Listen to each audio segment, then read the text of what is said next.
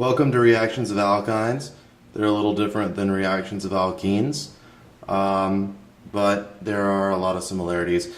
I've divided it into terminal and internal alkynes because there are slight differences in the way they react. Again, these reactions all start with the same alkyne, and I'm reacting them with different things to create different products. And all of these are steps in a larger set of reactions, and we'll talk about each of them as we go through. An alkyne with one equivalent of HBr will add it just like it would to a double bond, and now that is a double bond. So if you add it in excess or add a second equivalent, you will have both of them going to the more substituted one, so you get two BRs on the same carbon.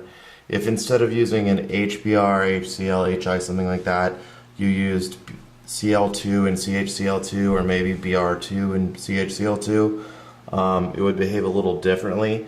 Instead of adding to the same carbon, you would get them adding like that for one equivalent, and then adding 4 on for 2 equivalents. And they add on both sides of the double bond. If you want to have H2O, H2SO4 with some mercury, HgSO4 in there, that's a reaction that will add hydroxide to the most substituted carbon. It does something a little strange at this point. It's something called a keto-enol tautomerization, where this is an enol, which makes total sense because, you know, if you have a double bond, you name it "ene" as the suffix, and if you have an alcohol, an OH group, you name it "ol." So they just took those two things and slammed them together, enol. This double bond will sort of rotate out and come over here, and it'll kick off the hydrogen, and you'll get a ketone, and that's far more energetically favorable, so you're going to end up with a lot more ketone in your product than you will enol. Keto-enol tautomerizations are really prevalent when you'll take biochemistry. Those come back a lot. If you use the BH3THF with the OH minus, H2O2, and H2O, that will add the OH group terminally, and it'll behave pretty similar. It's still an enol, but since it's terminal this time, you'll end up with an aldehyde as your main product.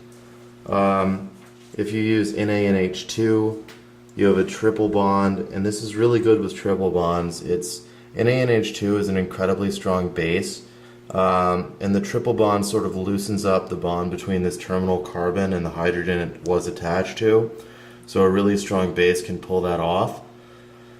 That leaves you with a carbon as your nucleophile or attacker, and that carbon negative charge can reach over here and attack this carbon to kick off the bromine. This carbon again has a partial positive charge because it's attached to an electronegative atom. So if you imagine 2 electrons between that carbon and that bromine, those electrons are going to nestle up to that bromine, leaving the partial positive charge on that carbon. This is a good way in your basic Organic Chemistry 1 course to extend a carbon chain before you get to organometallic chemistry in Orgo 2, which will give you a lot more ways to extend fancy carbon chains. These are reactions of internal alkynes. If you have an internal alkyne and do the Br2 and CHCl2, it'll do something really similar to what we saw over here with the Cl2 and CHCl2. It just adds either 1 to each or 2 to each. It just looks different when it's internal. If you do when it's internal, especially in this particular case, neither of these win as far as substitution. So when you're adding something like H2O and H2SO4, or BH3THF followed by the general workup for that, normally this one would choose the most substituted carbon and this one would choose the least substituted carbon, Markovnikov, anti-Markovnikov. But in this case, there is no more or least substituted carbon. So you end up with a mix of ketones for both of them. Keep in mind that goes through an enol intermediate. It just, the regioselectivity doesn't matter as much if you have this particular scenario. If you have H2 and PDC or PTO2, that's going to bring it all the way from the alkyne to an alkane, especially like it'll just react twice. If you want it to go to an alkene as an intermediate step, you use something called Lindlar's catalyst. It's a poison catalyst, and basically it stops it at an alkene. A good thing to note about that is this alkene is cis,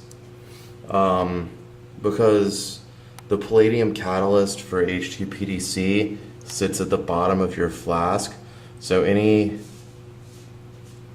molecule that's going to react with it, it's going to react on the same side, depending on the orientation of the molecule. So you end up with a cis alkene.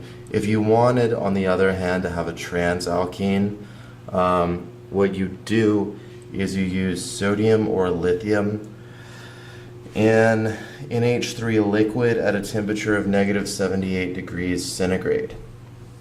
And that's it for the reactions of alkynes.